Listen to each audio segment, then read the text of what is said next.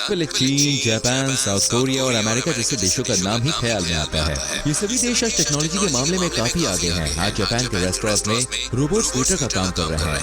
America driverless गाड़ियां चला रहा है। चीन में तो दुनिया भर में इस्तेमाल होने वाले सभी इलेक्ट्रॉनिक डिवाइस बन रहे हैं। गाड़ियों और होम अप्लायंस के मामले में साउथ कोरिया की टेक्नोलॉजी का कोई जवाब नहीं। आज भारत विश्व की तीसरी सबसे बड़ी अर्थव्यवस्था है, लेकिन इसके बावजूद साइंस और टेक्नोलॉजी के मामले में भारत का वैश्विक स्तर पर कोई भी नाम नहीं आता।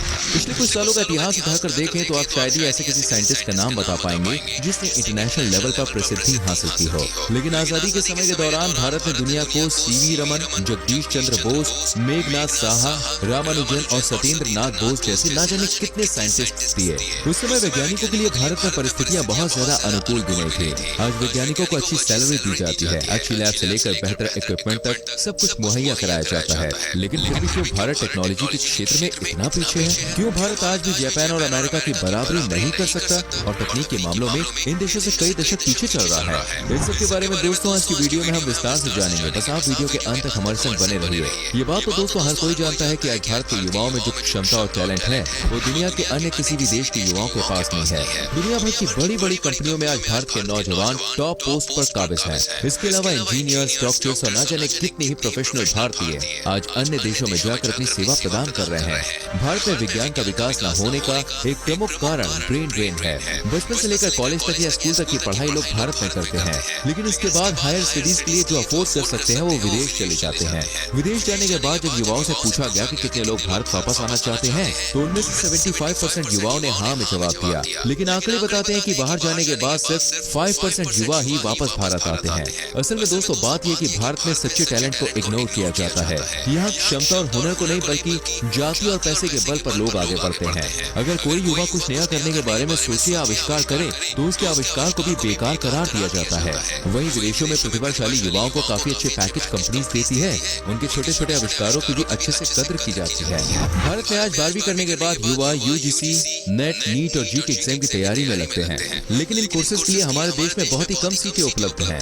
99% बच्चों को अपना मनचाहा कॉलेज नहीं मिल पाता, जिसके बाद बच्चों के पास 3 ऑप्शन होते हैं, या तो वो अपनी फील्ड चेंज कर ले और जहाँ दाखिला मिल रहा है वो वहीं ले लें, और अगर अपनी ही फील्ड में जाना चाहते हैं तो किसी छोटे मोटे कॉलेज में एडमिशन लेकर मन को संतुष्टि प्रदान करें। वहीं जिन बच्चों के माता पिता के पास पैसा है वो उच्च शिक्षा के लिए विदेश चले जाते हैं। भारत में युवा आबादी लगातार बढ़ रही है, जिसकी वजह से मार्केट में प्रतियोगिता का स्तर भी काफी ऊपर तक पहुंच गया है।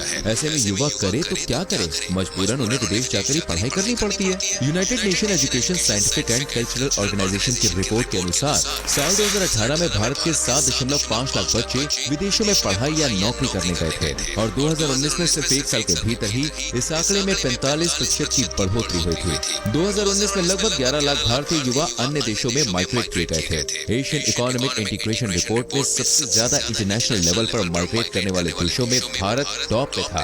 आज भारत टेक्नोलॉजी के मामले में इतना पीछे है जिसमें मुख्य दोषी हमारी सरकार भी है। किसी भी देश के आधुनिक विकास में देखें रिसर्च एंड डेवलपमेंट का रोल बेहद अहम होता है, लेकिन आज 21वीं सदी में ही भारत देश बजट का सिर्फ 0.7% ही रिसर्च पर खर्च करती है। वहीं जापान, चीन और अमेरिका जैसे देशों में यह आंकड़ा 3% या उससे ज्यादा है, क्योंकि वहाँ की सरकार रिसर्च की अहमियत को समझती है, इसलिए जीडीपी का बड़ा हिस्सा रिसर्च के लिए खर्च किया जाता है। वहीं भारत में रिसर्च से ज्यादा जरूरी डिफेंस और अन्य चीजें समझी जाती हैं। फिजूल की योजनाओं में लाखों करोड़ों रुपए खर्च कर दिए जाते हैं, जिनमें से ज्यादातर योजनाओं का लाभ जनता तक पहुँच भी नहीं पाता है। आज भारत एजुकेशन सेक्टर में 1,04,000 करोड़ रुपए खर्च कर रहा है। वहीं डिफेंस क्षेत्र में बजट 5 गुना ज्यादा है। इस साल के बजट में डिफेंस के लिए 5.25 लाख करोड़ रुपए आवंटित किए गए हैं। जापान, अमेरिका और साउथ कोरिया के इतने तरक्की करने की वजह यह है कि इन देशों ने शुरू से ही अपने विकास के लिए साइंस एंड टेक्नोलॉजी का सहारा लिया है। लेकिन 5 दशक पहले का इतिहास देखें तो चीन और भारत एक ही लेवल पर खड़े हुए नजर आते हैं, लेकिन आज चीन भारत से कई गुना आगे निकल गया है। हाँ, शायद ही कोई इलेक्ट्रॉनिक प्रोडक्ट हो जो चीन ना बना रहा हो। चीन का पड़ोसी देश ताइवान, जिसका एक समय तक कोई अस्तित्व भी नहीं था, वो दुनिया का सबसे बड़ा सेमीकंडक्टर का उत्पादक बन गया है। साल 2002 से 2005 के आंकड़ों पर नजर डालें तो भारत में कुल 19,500 रिसर्च पेपर्स प्रकाशित हुए थे। वहीं इस अवधि के दौरान चीन ने 50,000 से ज्यादा रिसर्च पेपर पब्लिश किए थे। फर्क साफ है कि एक समान जनसंख्या होने के बावजूद चीन ने हमसे 3 गुना ज्यादा तेजी से रिसर्च की, जिसके परिणाम आज हम सभी के सामने हैं। साल 2014 तक भारत में 1 मिलियन आबादी में सिर्फ 140 रिसर्चर्स होते थे। हालांकि 2021 में यह आंकड़ा बढ़ा है और एचआरडी की रिपोर्ट के अनुसार अब भारत में औसतन 1 मिलियन लोगों पर 253 रिसर्चर्स हैं। लेकिन ये आंकड़ा आज भी अमेरिका जैसे देशों से बहुत पीछे है। अमेरिका में 1 मिलियन लोगों पर 4,500 से 5,000 रिसर्चर्स हैं। भारत में दोस्तों रिसर्च एसोसिएट की कोई खास अहमियत नहीं है और न ही रिसर्चर्स को उनके काम के मुताबिक पैसे मिलते हैं। कंपनियों के अनुसार रिसर्च का काम कोई भी कर सकता है, इसके लिए अलग से प्रोफेशनल लोग हायर करने की क्या जरूरत है? और अगर रिसर्च या डेटाबेस तैयार करने के लिए कोई व्यक्ति हायर भी किया जाता है तो उसकी शुरुआती सैलरी 20,000 रुपए महीने से ज्यादा नहीं होती है। ये सैलरी सरकारी दफ्तरों में काम करने वाले एक चपरासी या 3rd डिवीजन क्लर्क से भी कम है। रिसर्च की जॉब अन्य जॉब की तरह नहीं है कि 9 से 5 आपको ऑफिस आना है और रोजाना कुछ न कुछ नई रिसर्च करनी है। इस शैली के साथ ना व्यक्ति रिसर्च कर पाएगा और न ही वैज्ञानिक कोई आविष्कार कर पाएंगे। आविष्कार और रिसर्च के लिए फ्री माइंड की आवश्यकता होती है, जिसके लिए दिमाग का शांत होना बहुत जरूरी है। लेकिन भारत में इन चीजों के लिए कोई जगह नहीं है। अगर कुछ दिनों में आपने कोई रिसर्च नहीं की या नया आविष्कार नहीं किया तो कंपनी सीधे भैया बाहर का रास्ता दिखा देगी। देश में टेक्नोलॉजी को बढ़ावा देने के लिए इन्वेस्टमेंट की जरूरत भी पड़ती है, लेकिन भारत में कोई भी बड़ा व्यापारी नए काम में पैसा नहीं लगाना चाहता, फिर चाहे वो टाटा, बिरला और अंबानी ही क्यों ना हो।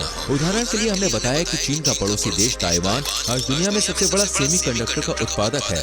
भारत में बड़ी संख्या में सेमीकंडक्टर और चिप्स की डिमांड है। साल 2020 में भारत ने लगभग 1 लाख करोड़ के चिप्स अन्य देशों से इम्पोर्ट किए थे। ताइवान, हांगकांग, थाईलैंड और वियतनाम जैसे देशों से भारत इन चिप्स को इम्पोर्ट कर रहा है। ये कारोबार 2026 तक 5 लाख करोड़ तक पहुंचने की उम्मीद है। लेकिन इसके बावजूद भारत कोई भी सेमीकंडक्टर चिप प्लांट अपने देश में नहीं लगा रहा है। इन प्लांट्स को लगाने के लिए ही सिर्फ बड़ी इन्वेस्टमेंट की जरूरत होती है। समय के साथ जैसे जैसे टेक्नोलॉजी अपडेट होती रहती है, इन चिप्स के प्लांट में भी चेंजेस करने की जरूरत पड़ती है और इसके लिए भी रिसर्च एंड डेवलपमेंट की काफी जरूरत है।